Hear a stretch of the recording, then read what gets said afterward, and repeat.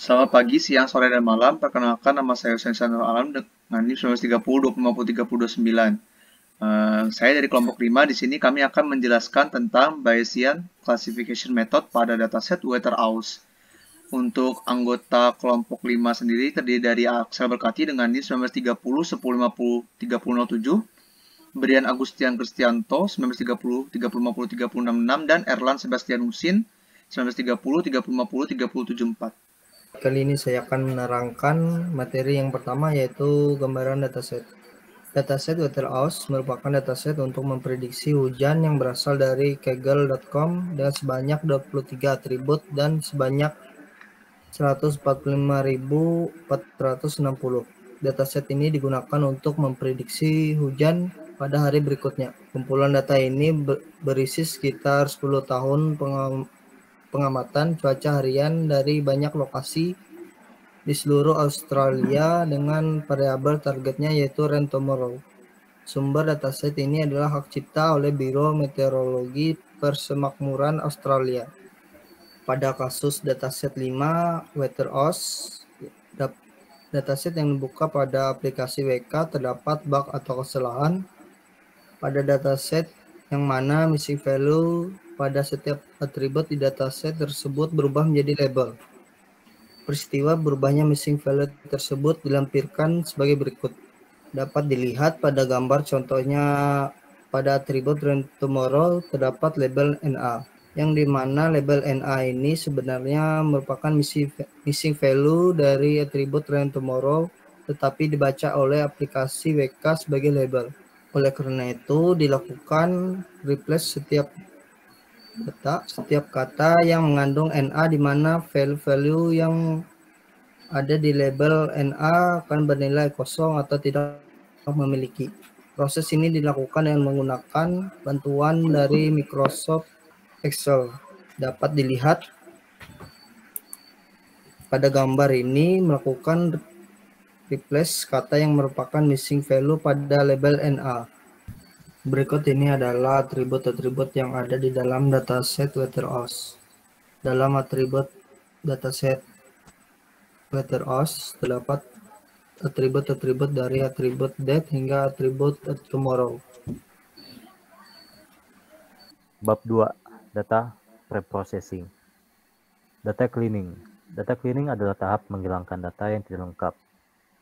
Dari pengumpulan data sehingga data yang bersih dapat digunakan untuk memproses ulang dan menemukan pengetahuan.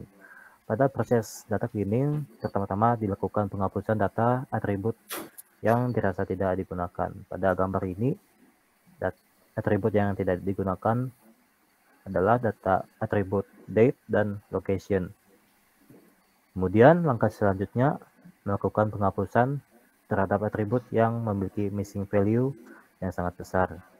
Atribut yang memiliki missing value yang sangat besar tadi adalah atribut evaporation, sunshine, cloud 3 p.m. dan cloud 9 a.m. Setelah dilakukan penghapusan atribut, maka berikutnya ialah mengatasi missing value terhadap tiap atribut yang menggunakan filter replace missing value. Fungsi replace missing value adalah untuk mengubah semua missing value pada atribut nominal dan numerik pada dataset yang menggunakan modus min dari data training. Dapat dilihat pada atribut time 3 pm missing value-nya terdapat 3609. Kemudian setelah di replace missing value tersebut digantikan dengan min yang memiliki value 21,083. Setelah dilakukan proses untuk mengatasi missing value pada tiap atribut, selanjutnya dilakukan pencarian data outlier dan extreme value pada dataset. Filter interquartile range adalah sebuah filter yang digunakan untuk mendeteksi adanya outlier dan extreme value. Dapat dilihat pada gambar tersebut, setelah digunakan filter interquartile range, akan muncul dua atribut baru, yaitu atribut outlier dan extreme value. Kemudian pada atribut outlier terdapat 6.225 data, sedangkan atribut extreme value terdapat 12.750 data. Setelah dilakukan pencarian atribut outlier dan extreme value, maka dilakukan proses penghapusan record data yang mengandung outlier dan extreme value. Setelah dilakukan penghapusan data outlier dan extreme value, maka selanjutnya dilakukan penghapusan record data yang terduplik. Data duplikasi perlu dihapus dikarenakan selain datanya kurang penting, namun juga bisa membantu menyesuaikan informasi yang terduplikat. Dapat dilihat, data sebelum menggunakan remove duplicate terdapat 126.639 data. Sesudah menggunakan remove duplicate menjadi 126.338 data. Data transformation. Pada langkah pertama dalam melakukan transformasi data, ini adalah melakukan normalisasi. Normalisasi digunakan untuk mentransformasikan atribut ke dalam range yang lebih kecil. Pada kasus ini, range yang digunakan adalah 0 sampai 1. Berikut adalah gambar yang menunjukkan proses normalisasi. Dapat dilihat pada atribut mintemp setelah dinormalisasi, nilai minimum akan menjadi 0 dan nilai maksimum akan menjadi 1. Setelah itu, maka selanjutnya ialah melakukan proses konversi atribut nominal menjadi numerik dengan menggunakan filter ordinal to numeric. Berikut ini adalah gambar yang menunjukkan dataset sebelum menggunakan dan sesudah menggunakan filter ordinal numeric. Setelah melakukan proses konversi data nominal menjadi numerik, selanjutnya adalah melakukan diskretisasi data. Dapat dilihat di sini setelah dilakukan proses diskretisasi data, maka labelnya akan berubah ke dalam bentuk range. Di sini contohnya 0,1 hingga 0,2. Kemudian masuk pada proses data reduction. Pada situasi ini, proses data reduction sebelumnya sudah dilakukan pada salah satu proses pre-processing data, yakni data cleaning saat menghapus atribut-atribut yang tidak digunakan seperti atribut date dan location, serta atribut-atribut yang memiliki banyak missing value seperti evaporation, sunshine, cloud 3 PM, dan cloud 9 AM. Proses penghapusan atribut ini termasuk ke dalam pengurangan dimensi atau dimensionality reduction. Masuk kepada bab 3 yaitu klasifikasi nilai bias.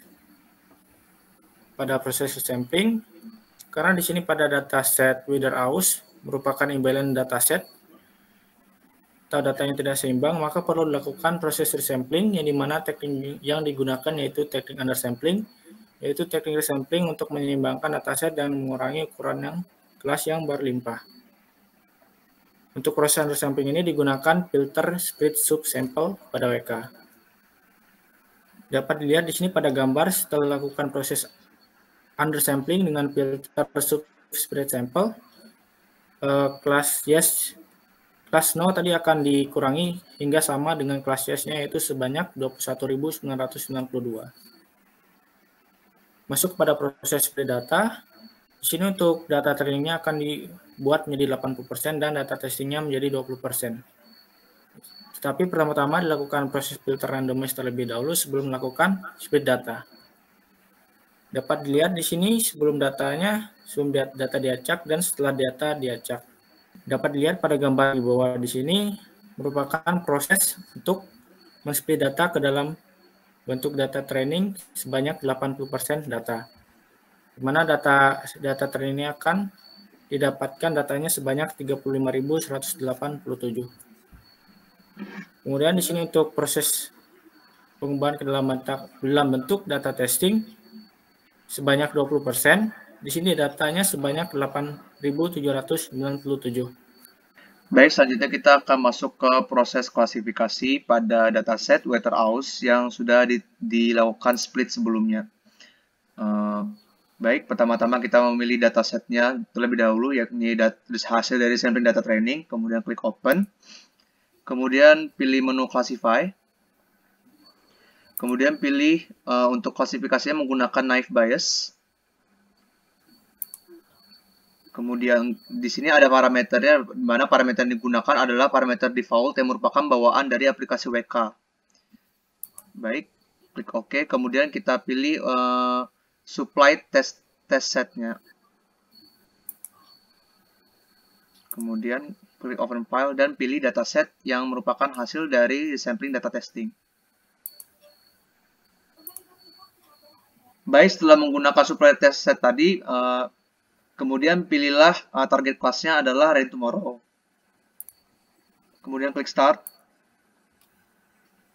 Baik, hasil dari klasifikasinya ialah adanya data sebanyak 35.187 dan atribut-atributnya sebanyak 17 dimulai dari min time hingga Rain Tomorrow. Untuk hasil dari penggunaan classifier naive bias sendiri, di sini kita melihat ada atribut min time di mana dari range 0,2 hingga 0,3 pada kelas no-nya memiliki jumlah 1698,0 dan yes-nya 1076,0 dan seterusnya. Sehingga pada masing-masing atribut pada kelas yes-nya memiliki data sebesar 17.638,0 dan data no-nya sebesar 17.569,0. Dari hasil evaluasi didapat hasil di mana data yang diklasifikasikan sebagai benar itu sebesar 25.354 atau dalam persentase sebesar 72,055%. Dan data yang diklasifikasikan sebagai salah atau tidak tepat sebanyak 9.833 atau dalam persentase 27,945%. Kemudian kapas statistiknya sebesar 0,4412, nilai absolute error pada nilai rata-ratanya sebesar 0,3146, kemudian root mean squared error sebesar 0,4459, relative absolute error sebesar 62,9196%, dan root relative squared error sebesar 89,1849%, dengan total jumlah instansinya sebesar 35.187. Baik, sehingga didapat hasil dari akurasi yang mendetail tentang kelas tersebut, di mana nilai TP rate pada kelas no itu sebesar 0,759, FP rate-nya 0,317, presisinya sebesar 0,704, recall-nya 0,759, F measure-nya 0,730, MCC 0,443, dan ROC area-nya sebesar 0,799, serta PRC area-nya sebesar 0,797. Dan untuk kelas yes, nilai TP rate-nya adalah 0,683, FP rate 0,241, presisi 0,740, recall 0,683, F measure 0,710, MCC 0,443, ROC area 0,799, dan PRC area-nya 0,794. Sehingga didapat bobot rata-ratanya pada TP rate itu 0,721, FP rate 0,279, presisi 0,722, recall 0,721, F measure 0,720, MCC 0,443, ROC area 0,799, dan PRC area-nya adalah 0,795. Sehingga didapat confusion matrix-nya, yang mana diklasifikasikan bahwa A adalah kelas no. Pada kelas A, data yang berjumlah benar adalah 13.321, dan data yang salah adalah 4.238. Dan pada kelas B atau sama dengan yes, untuk nilai yang tidak sama dengan B, atau salah itu ada 5.595, dan nilai data yang benar yakni sama dengan yes itu ada 12.033. Baik, dapat disimpulkan bahwasannya klasifikasi dengan menggunakan metode naive bias itu dirasa cukup efektif. Hal itu dikarenakan data yang terklasifikasi sebagai data benar itu didapat dengan jumlah 25.354 atau yang jika dipresentasikan nilainya ada 72,055%, di mana nilai tersebut berada di atas 70%.